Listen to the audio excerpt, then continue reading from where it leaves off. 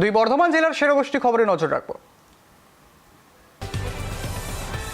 এবার কাটমানি বিতর্কে পঞ্চায়েত প্রধান। পূর্ব বর্ধমানের মানকর গ্রাম পঞ্চায়েত প্রধানের কাটমানি নেওয়ার ভিডিও ভাইরাল। অফিসে বসেই ঠিকাদারের কাছ থেকে কাটমানি নেওয়ার অভিযোগ, শুরু রাজনৈতিক চাপানুতো।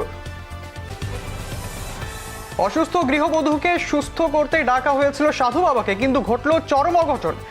গৃহবধূকে শ্লীলতাহানির অভিযোগ উঠল সাধুর বিরুদ্ধে। গৃহবধূর স্বামীর অভিযোগের ভিত্তিতে অভিযুক্তকে গ্রেপ্তার করেছে মন্তেশ্বর থানার পুলিশ। ইতিমধ্যেই তার বিরুদ্ধে নির্দিষ্ট ধারায় মামলা রুজু করে পেশ করা হয়েছে আদালতে। স্কুল শিক্ষকদের বিরুদ্ধে গুরুতর অভিযোগ, ছাত্রীদের রাতে অশ্লীল মেসেজ পাঠানো, অপ্রীতিকর শারীরিক স্পর্শের অভিযোগ উঠল পূর্বস্থলীর 3 শিক্ষকের বিরুদ্ধে। ঘটনায় উত্তাল স্কুল চত্বর। অভিযুক্তদের গ্রেপ্তারের দাবিতে বিক্ষোভে ফুঁসছে অভিভাবক, এলাকাবাসী। নিখোঁজ নাবালক নাবালিকাকে উদ্ধার করল মন্তেশ্বর থানার পুলিশ। কাটুয়ার রাতুল মাঝিকে মালডাঙ্গা বাজার থেকে ও এক নাবালিকাকে পুটসুরি বাজার থেকে উদ্ধার করা হয়েছে। পুলিশের তৎপরতায় অবশেষে পরিবার ফিরে পেল তাদের সন্তানদের। আজই তাদের কালনা আদালতে পেশ করা হয়। আবারও বদলির মুখে চিকিৎসক সুবর্ণ গোস্বামী। পূর্ব বর্ধমানের ডেপুটি CMOH পদ থেকে বদলি করে পাঠানো হলো দার্জিলিংয়ের টিবি হাসপাতালের সুপার পদে। 20 বছরের কর্মজীবনে 14 বার বদলি। স্বাস্থ্য দপ্তর থেকে প্রকাশিত এক বিজ্ঞপ্তিতে এই বদলি নির্দেশ দেওয়া হয়েছে। ফের অবৈধ নির্মাণ ভাঙল পুর নিগম। আসানসোল পৌর নিগমের অন্তর্গত 77 নম্বর ওয়ার্ড নরসিংবান এলাকাতে অবৈধ নির্মাণ ভাঙা হয়। 2023 সালে আসানসোল পৌর নিগম তরফ থেকে নোটিশ জারি করা হয়েছিল।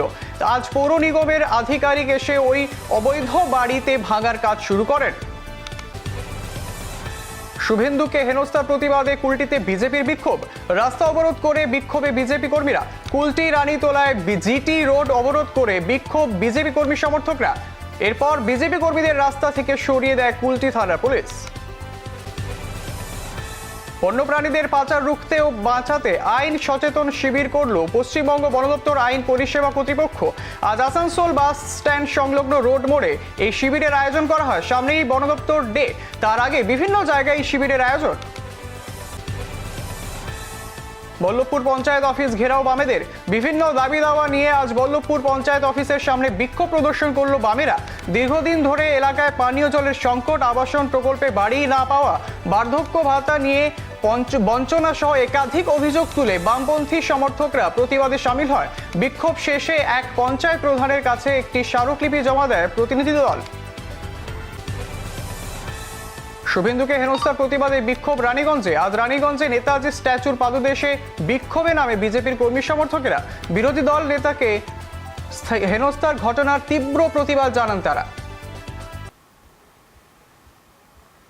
বর্ধমান জেলার সেরাগোষ্ঠী খবর এখনকার মতো এই পর্যন্ত। পরবর্তী খবরের জন্য চোখ রাখুন খবর বাংলার পর্দায়। খবর বাংলা, খবরের খবরদারি।